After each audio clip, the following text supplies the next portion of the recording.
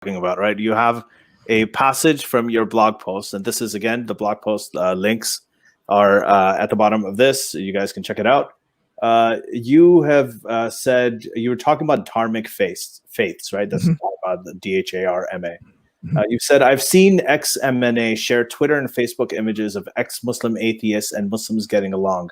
Ex-MNA celebrates Muslims who support ex-Muslims being allowed their viewpoints while choosing to stay Muslim themselves.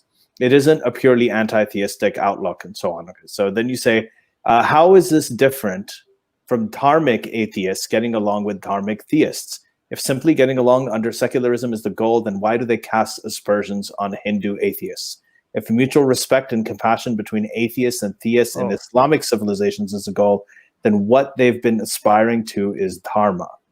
Yet still in the 21st century, there are Islamic civilizations, many of which were carved out or of butchered dharmic civilizations, have yet to be able to reach dharma. So can you explain that a little bit? You're talking about ex-Muslims and Muslims getting along. What is the analogy about, like, who has a problem with dharmic atheists getting along with dharmic theists? Well, I think that judging from how Ex-MNA has behaved regarding Twitter, Facebook, and so on and so forth with their commentary, they seem to just view this as, well, this is all just supernatural bullshit, and we should, get rid of all these religions. But then, in the case of Islam, there seems to still be a special status here, where if it's just Muslims and ex-Muslims getting along, that's fine. That's great for secularism. But with all these other religions, you need to just get rid of them. So I'm going to Armin, follow. Let me know when I can respond to this. Sure. It's all yours after that. I just want to ask, because this is that's a double standard. Yeah, that's not. So you just that is a clear double standard. Guys, it's so not. I'm not just dancing around. Okay, all right, Armin. Go ahead, make your point. The dharmic. No. I was listening to Armin. Just. Well, can I talk? Do I have the permission to speak right now? Oh my God, Armin!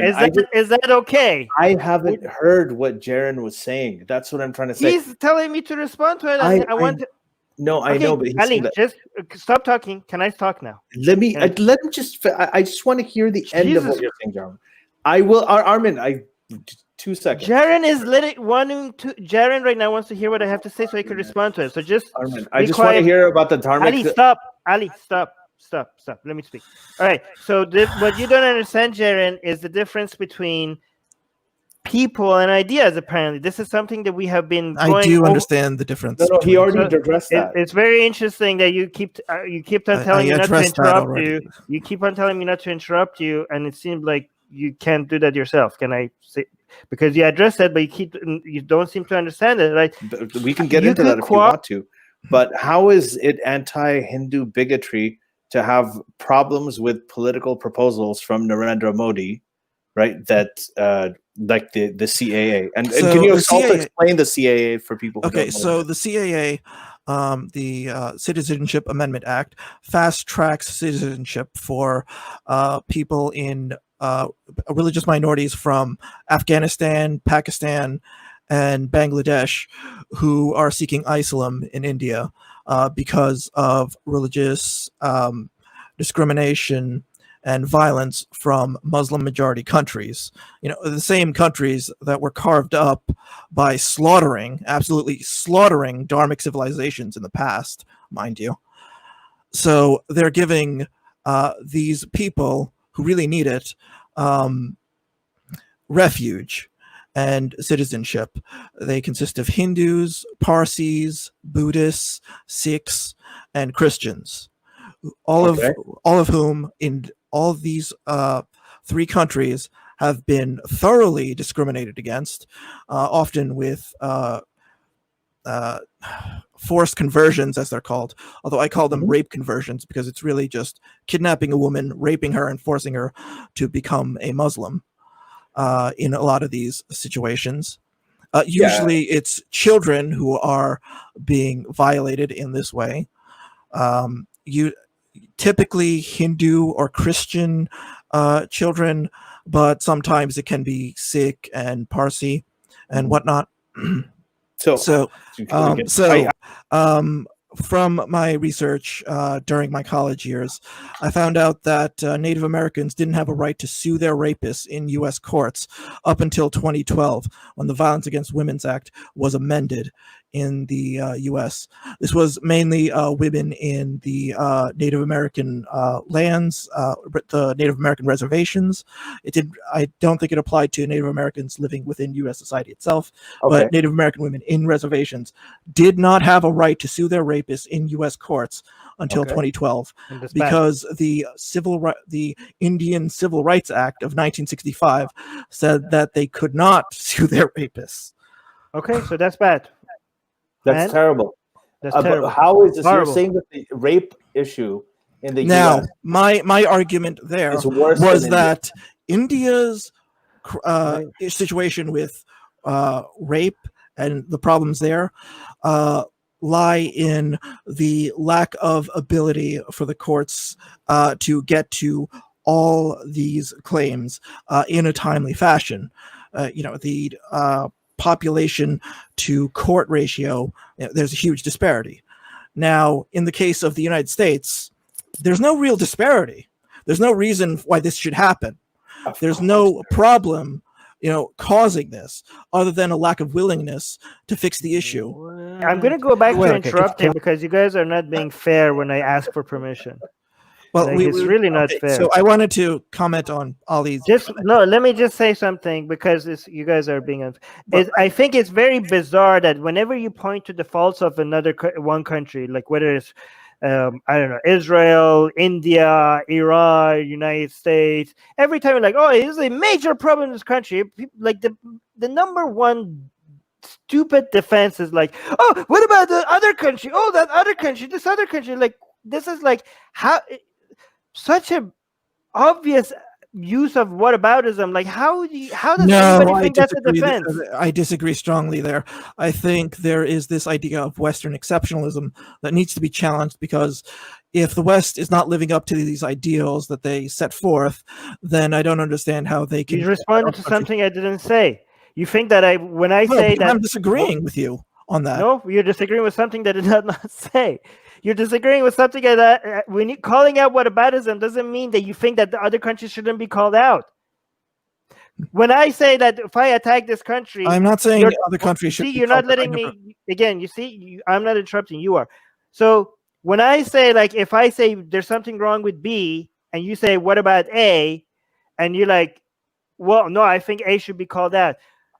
If I say whataboutism is wrong, that doesn't mean I don't think A shouldn't be called out. How do you even think that these are just like two? He's talking about the deflectionary tactic, but if I may, I'm sure not to make any deflectionary tactics in the blog post itself. I acknowledge these. But you did so here. I acknowledge these problems, and I pointed out that unlike the INC, the BJP actually made good on the Gujarat riots by convicting the people who had caused them and helping the victims get justice, as I cited in one case in my blog, which doesn't seem to have been the focus on any topic of discussion here. Well, I'm not talking about what you said here. But when there's cases where rape victims get justice under the BJP government, thanks to fast-tracking a lot of these court cases, which the INC didn't even really bother to help with, then I don't really know what the heck you're arguing for in terms of human rights.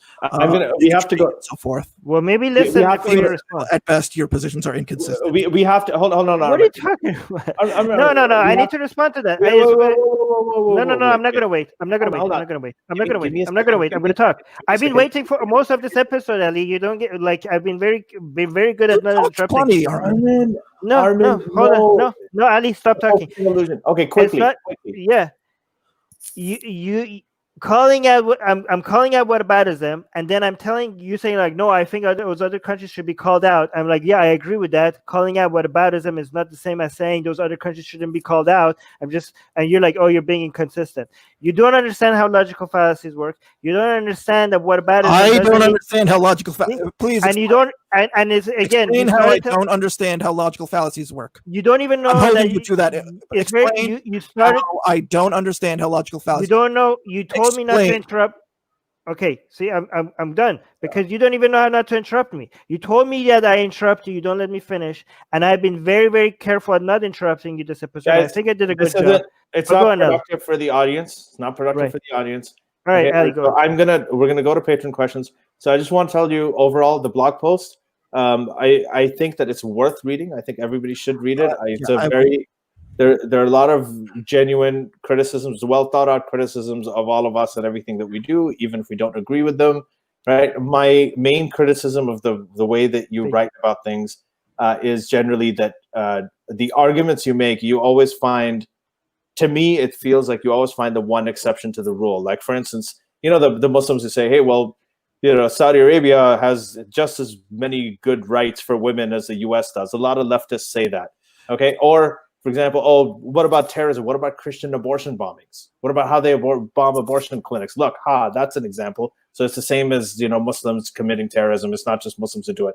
And this is the problem. You're talking about the rape thing. You're just bringing out the Native American example. You're talking about the Gujarat riots, and there's so much more to it. And you're just bringing out this sort of one example of what the BJP did, where they convicted somebody, and you cite a certain case, and it makes it seem bigger than it is. It's not, Jared. It's just patron questions. That's where I disagree. Okay, if you disagree with me on that, what evidence do you have regarding your arguments? Because I've provided the evidence, I've cited the evidence, I've done the research for the evidence. So what is your evidence? Okay, so I can go. I'm holding you up to these standards because I don't. After this, patron questions. I'm glad you are. I think that everybody here, the kind of evidence when we're talking about, it's like saying, what evidence do you have that the Pakistan committed genocide in Bangladesh in East Pakistan, 1971? The evidence is out there for anybody who wants to look it up. You can even go on Wikipedia. Right? Okay, but do you have any specific cited sources?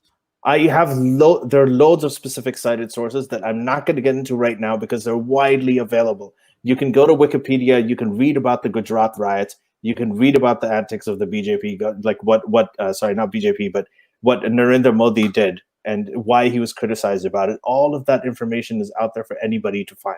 That's very vague. It's vague because it's not vague. It's just that there's a mountain of it.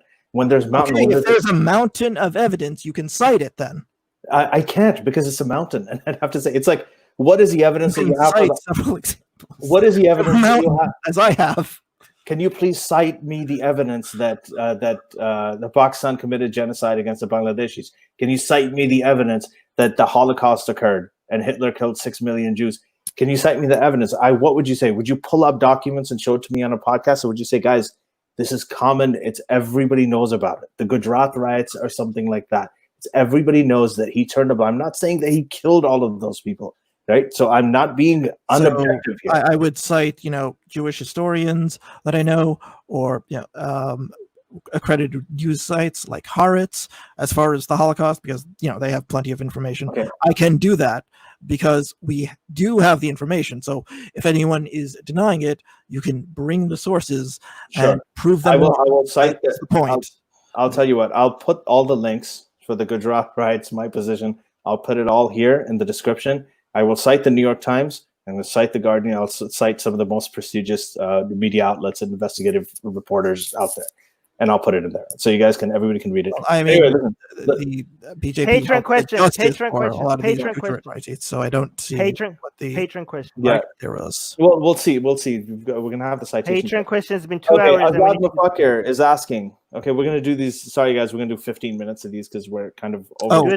I just wanted to tell the audience, I am more articulate in my blog post than I am in speaking. Like, speaking is new to me. Blog posting is not. So please make YouTube videos for practice. Make more YouTube videos for practice. Yeah, you should.